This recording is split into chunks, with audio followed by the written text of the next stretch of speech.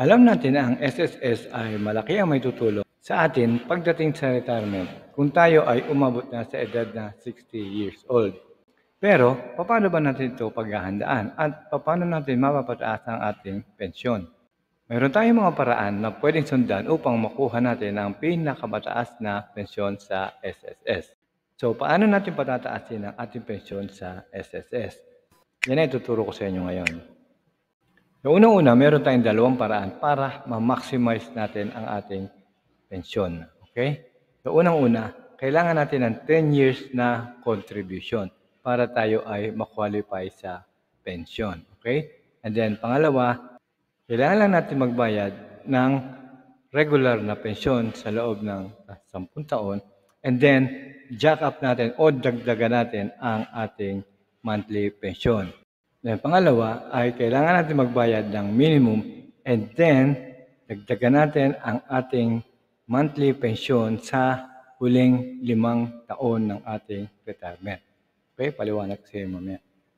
Una, kompletohin natin ang 120 contributions. So, ano yung 120 contributions na yan? So, unang-una, para sa mga new SSS members, ang Credited Years of Service o CYS ay i-divide natin sa number of contributions by 12. So, ibig sabihin, ang 120 contributions ay equal sa 10 credited years of service. Okay? 120 contributions. Okay? So, you must have made at least 120 contributions to qualify for the pension. Okay? Para maging qualified kayo sa pension, dapat meron kayong minimum na 120 contributions. Okay? Malinaw po ba? Kung meron na kayong 120 contributions at minimum ang inyong monthly pensions, ang pinakamababa po na makukuha natin ay 2,200. Ito po, kasama na rito ang 1,000 na given to all pensioners. So, samantalang ang maximum naman kukuha natin ay 9,000. So, do we think it can help you maximize your pension kung ang hinuhulog niyo lang ay minimum? The answer is no.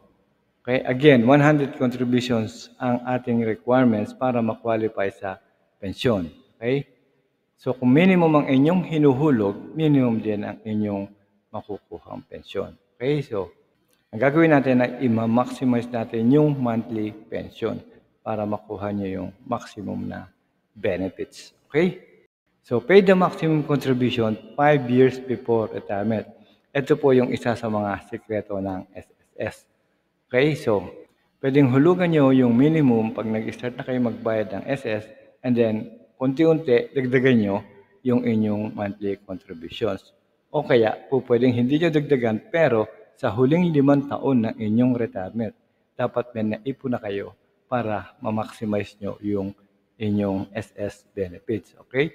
So, yung ibang ginagawa, ang strategy nila, imbes na ihulog sa SSS ay iniipon muna nila o inilalagay sa negosyo.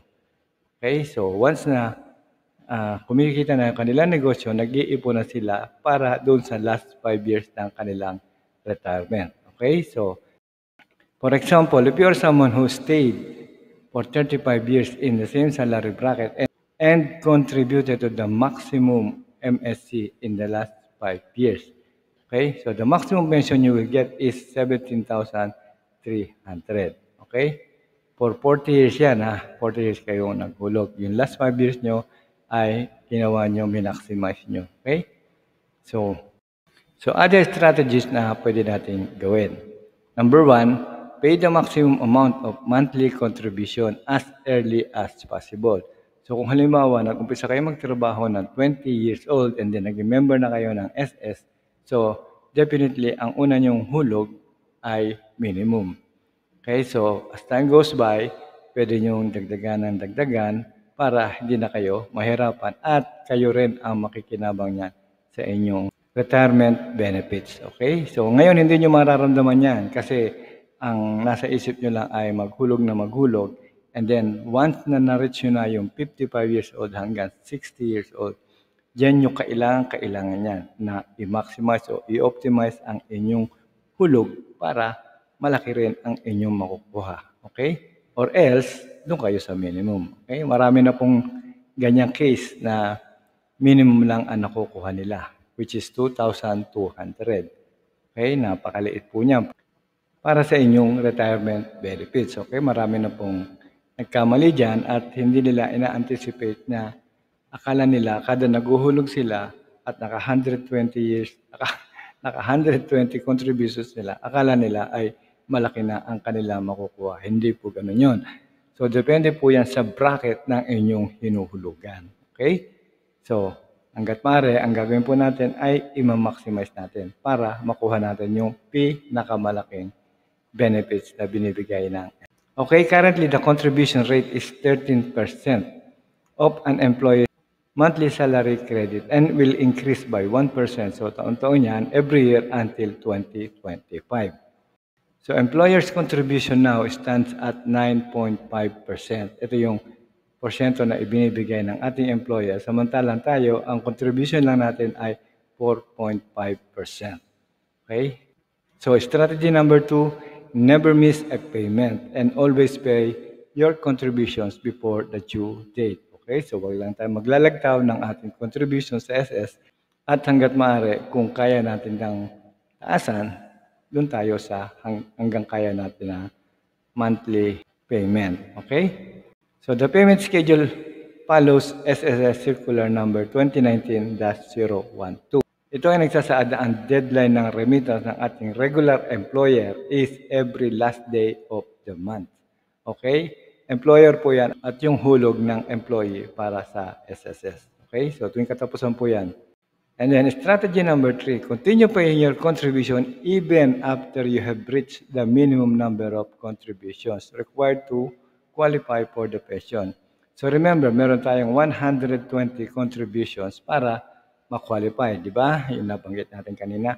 So kahit natapos na kayo doon sa 120 contributions, idire-diretso nyo pa rin, ituloy nyo pa rin para makuha nyo pa rin yung inyong maximum na benefits. Okay? So, sa-summarize natin ang ating video ngayon. So, unang-una, huwag tayo mag-skip ng contribution and increase your monthly contribution as soon as possible o every month, yung hanggang kaya nyo.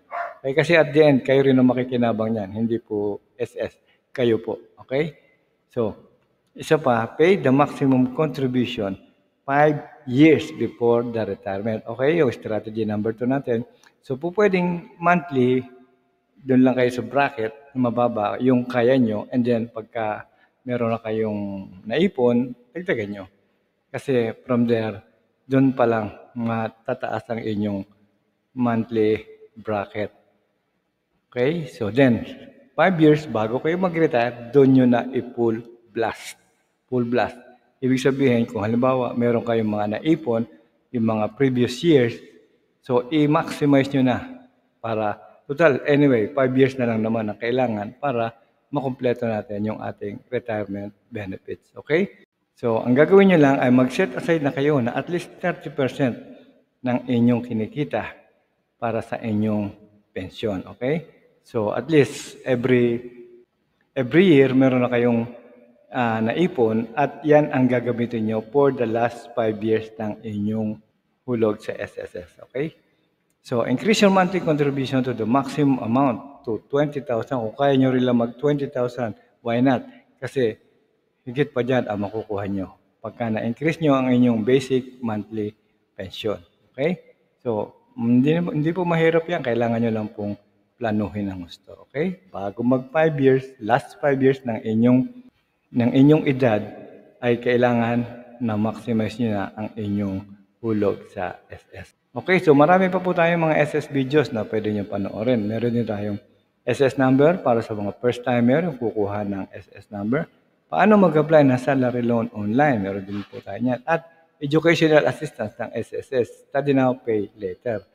So, paano mag-apply online for the first time? Kailangan natin ng disbursement kung saan natin ibabagsak yung ating pera o bangko. At ano mga requirements? So, meron din tayong complete tutorial for beginners kung first time kayo mag-apply sa SS. At yung mga buntis naman dyan at mga anak. So, meron tayong 70 to 80K maternity benefits. At paano natin yan ma-avail. Okay? So, sa ngayon, hanggang dito na lang muna tayo. At kung meron pa kayong mga katanungan, huwag nyo lang kakalimutan. Comment nyo lang sa baba at sasagutin po natin yan hanggat maaari.